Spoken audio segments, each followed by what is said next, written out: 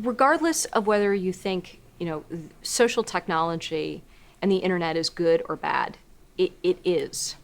The social web can do more good in the world than it can do bad. And it's the choice of people and the people who are using it as to what they want to do with it. It is the most empowering generational shift that has ever happened.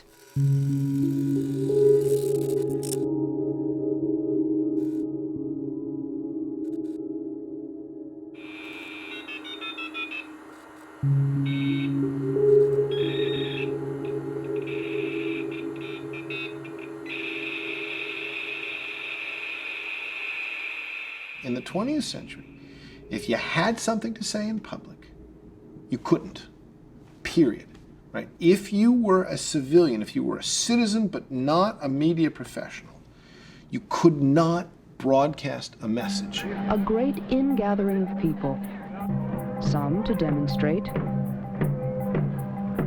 some to make a beginning, some to challenge, some non-violently to bear witness. But sharing a single idea, all governments must stop the madness of nuclear armament. The building of weapons so fast, so accurate, and so devastating.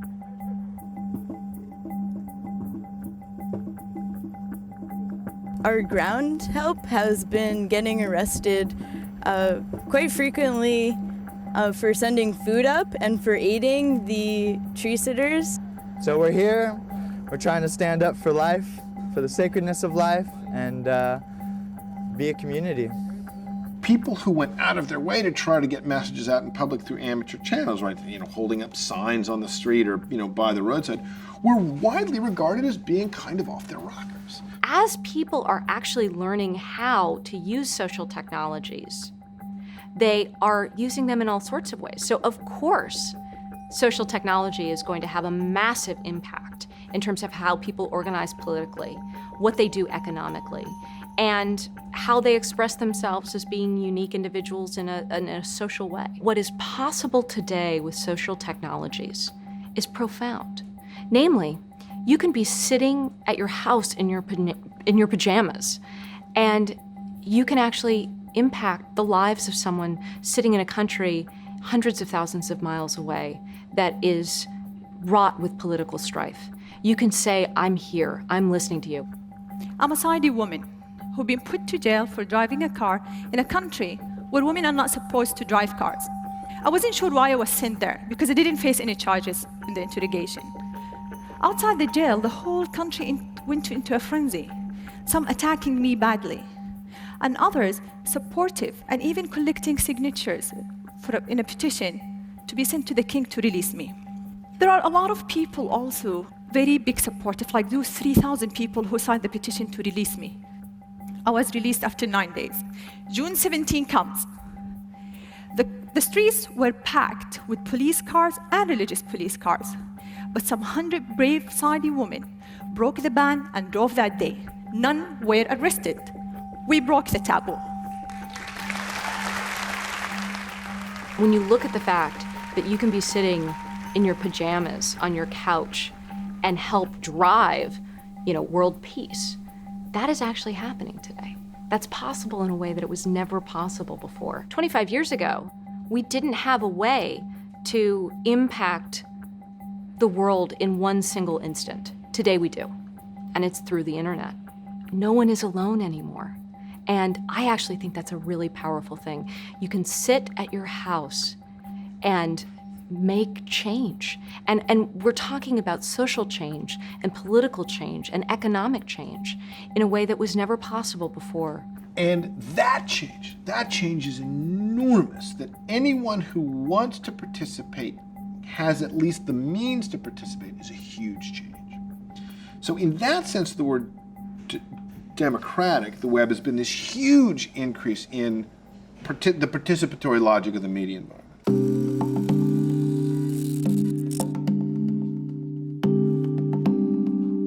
The great question is whether or not the web has been a force for democratization, whether it has made us all equal. If by democracy, though, you don't just mean engagement and participation and availability to be part of the public sphere, but you mean the contending of political ideas in such a way that an outcome is reached and it balances the rights of the minority with the rights of the majority, the web is not democratic at all. Because the kind of democratic structures you need, things like everybody gets to vote, but each person only gets one vote, we can't even tell who anybody is. So we have no way of saying we can be sure we're being fair in counting votes. Americans have always used petitions to organize around issues they care about. Now, thanks to the internet, they're even more popular, a lot more popular. So popular, in fact, that we've come up with a better way to engage this activity online. That's why We the People matters to you. Hi, everybody. We started We the People so that you could directly petition your government on the matters you care about the most, so that you could make your voice heard. The big question around the Obama administration was, will he govern like he campaigned? Will the Obama administration show the same zeal for public input and participation that the Obama campaign did? So the day after the election, they announced change.gov, right? And they invite people in to tell the Obama administration what issues they should care about. And number one issue, right, rises to the top of the charts, the thing that really, in the middle of two wars and the biggest financial meltdown in 70 years, the thing the Obama administration should most focus on is medical marijuana, right? The ability of people to smoke marijuana in their own homes for medical reasons if they want. And you think, if there's not a poll you could have commissioned that would have come to that answer. The reason that was at the top of the list wasn't that that's what a majority of citizens wanted. Rather, it was because the people who wanted that thing were the most organized, and they were able to get their message out to people who care about, our absurd war on drugs in order to push this issue to the top. So there's real signal there, right? There's a group of people who care passionately about this issue, but it's not the same as a vote. The web is really good at factionalization and special interests and empowering people to have incredibly loud arguments all hours of the day and night. But it's not at all good at figuring out of the massive signal that argument generates what any group of people should do. And that's because that second thing isn't a technological problem. So the technologies enabled this incredible conversation, but the kinds of tools that allow you to look at that conversation and say, this part we're going to take as advice for the government, and that part we're going to regard as the conversation that led to the advice, but we're not going to act on. To decide between deliberation and decision, you can't have a technological solution for that. I do genuinely believe there is a dispensation in politics in the West, that the focus, the weight of authority has shifted, that it used to be the ballot box was the way people expressed themselves.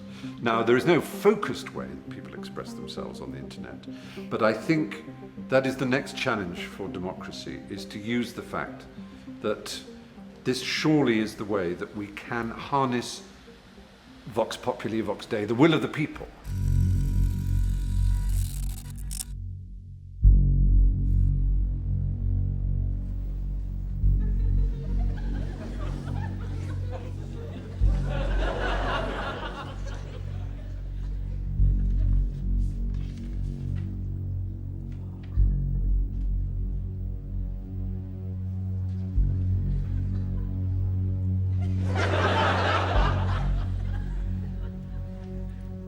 We all have information needs, and to meet your need, you've got to seek information. Now, in the old days, it wasn't so easy to do that. You could talk to your mother, you could maybe go to the local library, and if you were lucky enough to live next door to the British Library, you were really lucky because they had lots and lots of information and lots of opportunities for information seeking.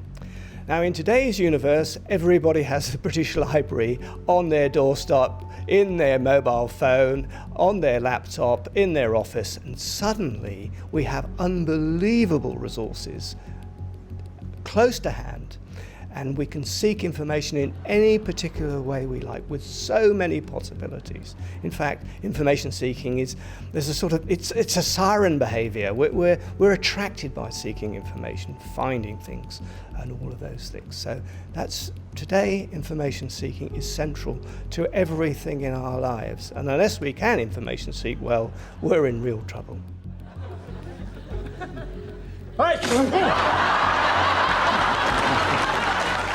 When Martin Luther came along, it wasn't just that he nailed some theses to the door, it was that he came along about the same time as Gutenberg, who could give everybody a Bible. And suddenly the Bible was not something that was strictly interpreted by the church, ex cathedra.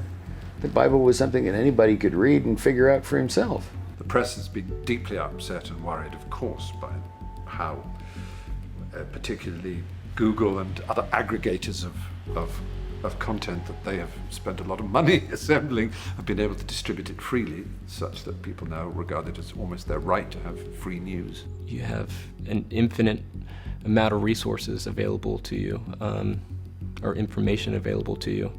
And I think people, or this next generation, I guess they're much more knowledgeable about any topic that you can think of.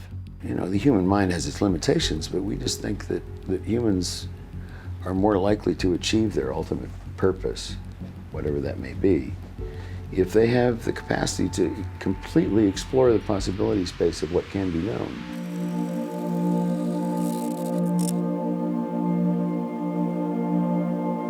Hey, YOLO gang, what is poppin'?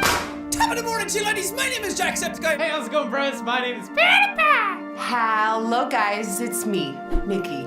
Now with the internet, people have access to create and distribute on their own. People can share their own thoughts and feelings, experiences, talents, which I think is a great thing. Today, I am here to share something with you that I've always wanted to share with you one day. I have to tell you something. I want to talk about a part of myself that makes me, me. I can't believe I'm saying this today to all of you, for the entire world to see. But damn, it feels good to finally do it. It is time to let go and be truly free. When I was younger, I was born in the wrong body, which means that I am transgender. People capturing these moments and having a chance to share them with the world, and people using it as a resource to be informed.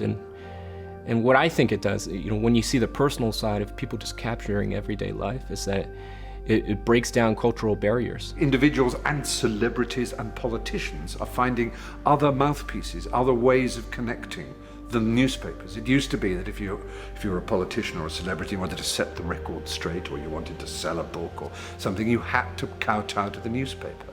Now you don't. You just simply ignore them. I mean, if you're a big American star, you've got over 1 million followers. I mean, no newspaper's going to provide you with the kind of coverage you can provide yourself, and you can control it. In the past, I think people have just kind of consumed their knowledge, or I guess their perception of the world, just through media, which again isn't always unbiased. But when you start seeing everyday life from everyday people on the streets, no matter what country they live in, I think it adds a very personal element to that people can connect with, and they start understanding that they have families, they have feelings, they have dreams, just like I do. And you can point to, and I always try to stereotype what YouTube or other services are all about, that it's just amateur, it's about funny cat videos, these types of things, but they lose sight of the fact that we have a factor of 100,000 times more people actually creating quality content than we ever had in the past.